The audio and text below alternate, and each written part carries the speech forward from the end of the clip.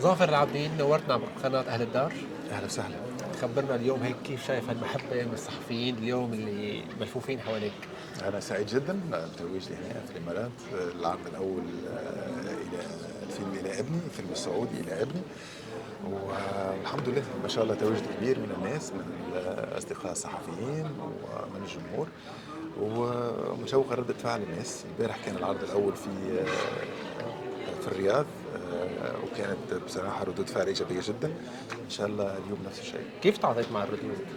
قديش كنت هيك سعيد سعيد؟ سعيد سعيد جدا، لانه فيلم سعودي وتعرض طبعا الاول في جده في مهرجان البحر الاحمر السينمائي، وكانت ردود فعل ايجابيه جدا. امبارح كيف في الرياض، فطبعا شيء يهنيني ويطمني، لانه بحملك مسؤولية كمان. هو مسؤوليه انك تعمل الفيلم وانك تكون مخلص فيه وانك تكون مخلص للتقاليد وللواقع السعودي.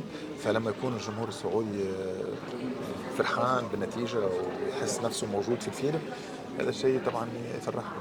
ظافر، انت بتختار الاعمال، النصوص اللي انت تالفها وايضا بتخرجها، تختار دائما نصوص قريبه من الواقع او قريبه من القضايا الاجتماعيه. فاليوم قديش انت بتدعم هاي النوعيه من النصوص؟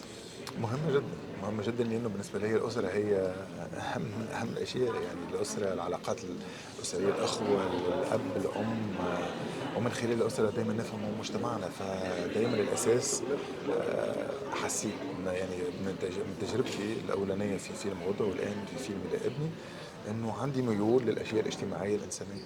اليوم واقع العائلات الاجتماعيه، هل بتحسوا انه بانحدار اكثر من السابق؟ ما نحبش نقول انحدار، كل وقت ووقته، وكل وقت له علاقاته وظروفه وأزماته وتحولاته وثقافته. بالعكس، لكن مهم جدا انه نفهم الأسرة في أي وقت. ما نحاولوش نشبه الأسرة الآن 50 سنة فاتت، لأنه يكون احنا في القيم اختلفت، ازدواج الافكار مختلف، الأفكار اختلفت. مختلفة، كل شيء اختلف. فمهم جدا انه إذا كان نحب نعالجوا أي إشكاليات في الأسرة، انه نحاولوا نفهم الأسرة، وهذا بعد مهم. النجاح الكبير اللي حققه فيلم غدوة، واليوم بعد النجاحات والآراء الكبيرة اللي اجت إلى ابني، قديش اليوم أنت صارت خطواتك عم تكون مدروسة أكثر بالأعمال اللي أنت جاي تقدمها جديدة؟ هي والله أنا من يعني مدروسة النجاح أو عدم النجاح أو هو من عند ربي في الآخر، لكن أنت تقوم بواجبك، تكتب الشيء اللي يكون قريب ليك. أنا نأمن لو تكون صادق مع العمل اللي تقوم به، من كتابته لإخراجه وتمثيله، وتكون شيء يعني يهمك وشيء جاي من القلب، فأكيد إنه الناس ممكن تتفاعل معه، وأكيد تعطيه يكون قريب أكثر. من الناس، أكيد أكيد. فهذا مهم، لكن هل العمل يكون ناجح من أول ما تجي الفكرة؟ صعب، تعرف. بإلى ابني قدمت شخصية سعودية ولهجة سعودية، بعمل آخر كمان قدمت لهجة لبنانية وأنت تونسي.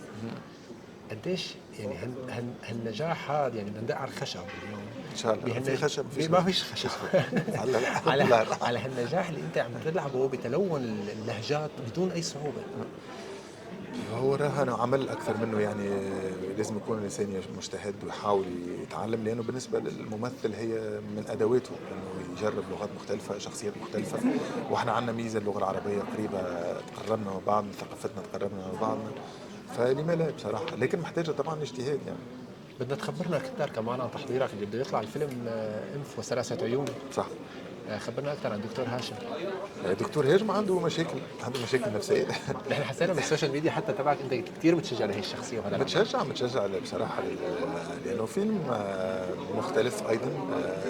طبعا من فيلم كلاسيكي نقول، لأنه بيحكي طبعا عن قصه روائيه قصة روائية، رواية كبير حسين عبد القدوس يعني لكن يتكلم على وقت آخر، على زمننا الآن، على حاجة معاصرينها الآن، على ثقافتنا وتعاملنا الآن بين الكابلز. فأظن أن حاجة تلمس الناس، لأنه أيضا يتعامل مع مشاكل الكابلز. وسبق وتصور سابقا يتصور مع طبعا محمود مع الراحل ياسين محمود ياسين طبعا. قديش اليوم في من خلال الاراء اللي احنا يعني رصدناها، كان في قديش ممكن هو يطلع متشابه بهذا العمل، وهلا في اختلاف كامل عن اختلاف كامل، يعني الفكرة طبعا مبنية على الرواية، لكن ماخذين في شيء الفكرة من جديد زاوية انضاف أخرى، على على من النص زاوية أخرى تماما، تماما.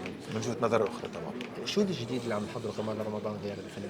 حابب رمضان في لا، شيء؟ مش موجود في رمضان، ايه لكن عندي إن شاء الله ميني سيريز مع بلاتفورم عالمية إن شاء الله، سيتم الإعلان عنه ان شاء الله قريبا في الاسبوع القادم ان شاء الله. بعد نجاح الفيلمين اللي قدمتهم كمخرج، كثير من الفنانات راغبانين انه هن يكونوا تحت اداره كاميرتك. والله شرف لي نكون مين مسلم. مين هالفنان اللي انت حابب تتعاون معه؟ او لا، الفنان حرام. يعني هل في شخصيه انت حابب تكون تقدم له شيء؟ لا انا اتسالت هذا السؤال اليوم وكذا مره، بالنسبه لي يعني نفس الاجابه بعيده، ان انا نحب نتمنى التعامل كممثل ولكي طريقه، يعني باي طريقه يعني تجمعني. بس اكيد في هيك حدا ما بيشدك قدام ما الكاميرا بتقول مع أنا الاستاذه حابب يسرا مثلا طبعا، انه تجمعني اي شيء يسرا. مع اي طبعا، يعني احنا اصدقاء ودائما نقول ان شاء الله يكون عندنا عمل يجمعنا مع بعض باي خلاص. طريقه باي شكل من الاشكال يعني. تحيه للفنانه يسرا طبعا. تحيه كبيره طبعا. بدنا نتمنى لك كل التوفيق. شكرا شكرا كثير لك. شكرا. يعطيك العافيه.